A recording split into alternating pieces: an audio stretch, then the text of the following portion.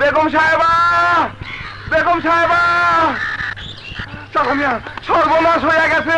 আসাদ ভাইজানের হাতে মানুষ খুন হয়েছে। কি হয়েছে? আরে পুলিশ ধইরা নিয়ে যাইতেছে।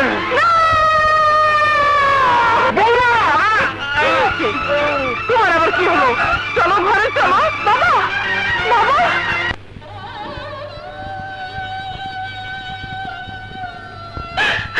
না না, তুমি খুন করনি, তুমি খুন করতে পারো না, তুমি খুন করনি। শান্ত হও রানী।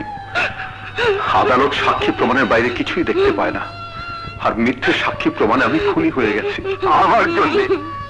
আমার জন্য এসে হয়ে গেল, আমি এর জন্য দায়ী। না না বাবা, আপনি এমন করলে রানীকে সামলাতে। একটু দাঁড়ান পুলিশ ভাই। রানী, ধৈর্য ধরো, তোমার সামনে অনেক বড় দায়িত্ব। আমাদের সোনামণি সুমনকে বড় করতে হবে, লেখাপড়া শেখাতে হবে, সব দিক থেকে ওকে বাঁচিয়ে রাখতে হবে। কি করে আমি এত কিছু করব? তোমাকে ছাড়া আমি বাঁচবো কি করে? সুমনের মুখের দিকে চেয়ে তোমাকে বাঁচতে হবে। যত ঝড়ঝাপটাই আসুক, তোমাকে শক্ত হতে হবে। আর একটা কথা মনে রাখবে, কোনোদিন জেলখানায় আমার সাথে দেখা করতে আসবে না। আর সুমন যেন কোনোদিন জানতে না পারে তার বাবা খুনি আসামি জেলে আছে, সেই আমার কসম রইল। ওগো, আমি কি করে থাকবো? বাবা, ওকে নিয়ে যান। চলো।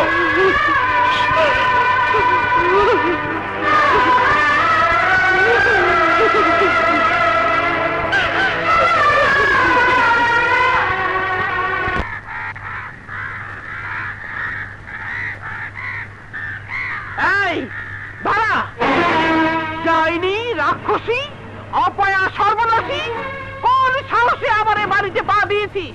আম্মা, বেরিয়ে যা, বেরিয়ে যা বাড়ি থেকে। এ কথা বলবেন না আম্মা, এটা আমার স্বামীর ভিটা। ওরে আমার স্বামী সোহাগী রে, স্বামীকে জেলে পাঠিয়ে স্বামীর ভিটে দখল করতে এসেছিস? ও এ বাড়িতে পা রাখার পর থেকে বাড়িতে শনি লেগেছে মা, একটার পর একটা বিপদ লেগেই আছে। ওকে বাড়ি থেকে বের করে দাও মা, বের করে দাও। ও কথা বলো না শুনু। কেন বলবো না? তোর জন্য, তোর বাপের জন্য আমার ভাই জেলে গেছে, আমার বাবা মরতে বসেছে। আব্বা, মা আর এক পাও আগে বাড়বি না, এখান থেকে সোজা বাইরের দরজা দিয়ে বেরিয়ে যা। আমাকে একটু আব্বার কাছে যেতে দিন আম্মা। ওরে আমার আব্বার বাচ্চা, কে তোর আব্বা? আসাদের বাবা তোর মুখ দেখতেও চায় না। তার ছেলে কি তুই জেলে পাঠিয়েছিস? তুই একটা কষা, তোর নিঃশ্বাস বিষ আছে। বেরিয়ে যা। আম্মা, আব্বাজান ছোট বউকে ডাকছে। চুপ, ভালো মতো যাও। এখনো দাঁড়িয়ে আছিস? আমি যাব না। তুই যাবি না, তোর বাপ যাবে। মুখের উপর বলে যাবি না? না, আমি যাব না। মারুন, যত খুশি আঘাত করুন, আমি এই বাড়ি ছেড়ে যাব না। এ আমার শ্বশুরের ভিটা, স্বামীর ভিটা, আমার সন্তানের বাড়ি। না, এ বাড়ি আমার, সবকিছু আমার। এ বাড়ি তোর কোনো জায়গা নেই।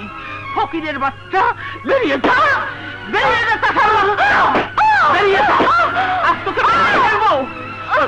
তাকে দাঁড়িয়ে পুড়িয়ে ছাই করে বেরিয়ে যা, আমি আস্ত রাখবো না।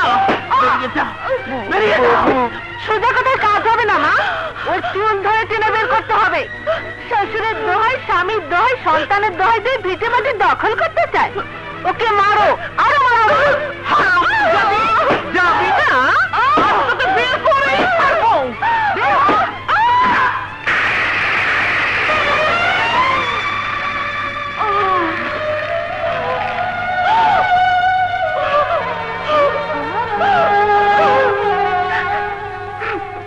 ছোট লোকের বাচ্চা, চাষার বাচ্চা, ফকিরের বাচ্চাকে তো অনেক মারলেন, কিন্তু এই কার বাচ্চা, কার সন্তান, কার রক্ত? তোর বাচ্চা। সাপের পেটে সাপে জন্মায়। আমি তো পারলে ওর মুখে লবণ ঠেসে মেরে ফেলতাম। ভালো চাষ তো বেরিয়ে যা।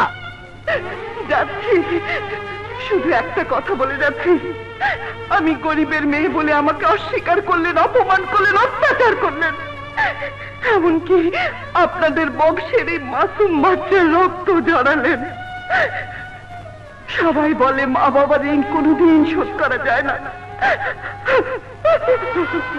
আজ আমি এই বাড়ির উঠানে বাচ্চার রক্ত লেপে দিয়ে গেলাম। আমি দেখব এই ঋণ আপনি কি দিয়ে শোধ করেন। পারবেন না, পারবেন না, এই ঋণ আপনি কোনোদিন শোধ করতে পারবেন না।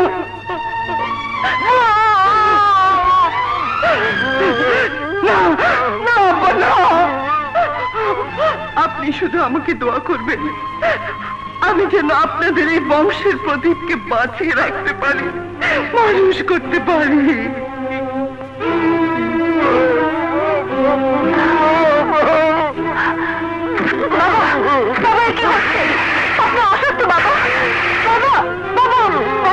করবেন না বাবা, বাবা। কে?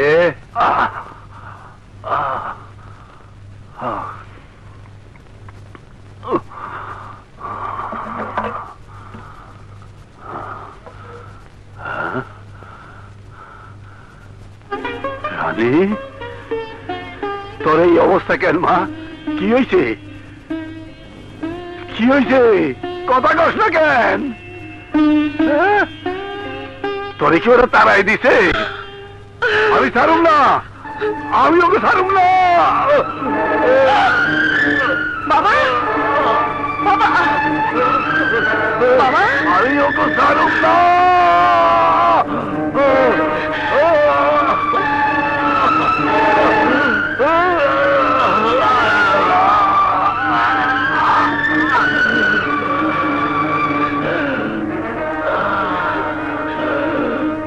বাবা,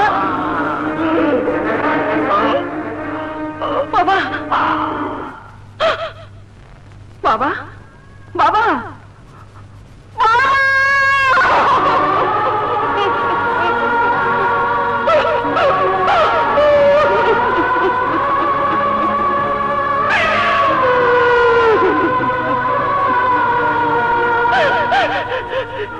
তুমি কি করলে আল্লাহ?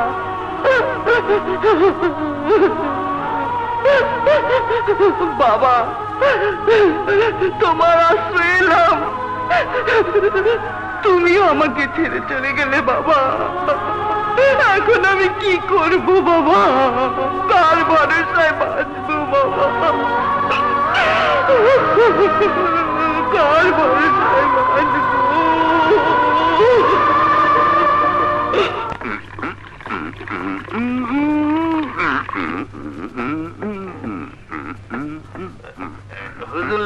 পাগলা বাড়ি খান। হুজুর, এইবার তো এক ঢিলে সব পাখি মাইরে মাঠ সাপ। অন্ত ফাঁকা ময়দান। রানী ভাবিরে শ্বশুর বাড়ি থেকে খেদাইয়া দিছে। আমি জেলি বাপে পটল তুলছে। তখন তো আপনার হাতের মুঠো ডুবে গেছি, নইরে আছি। হুজুর কোন কবে থেকে কি করবেন? কইতেন রে একটু অপেক্ষা কর রে, একটু কাবু হোক। যাইব কই, আমার কাছে আইতি হইব, নাইলে খাইব কি? হুজুরের বুদ্ধি আছে।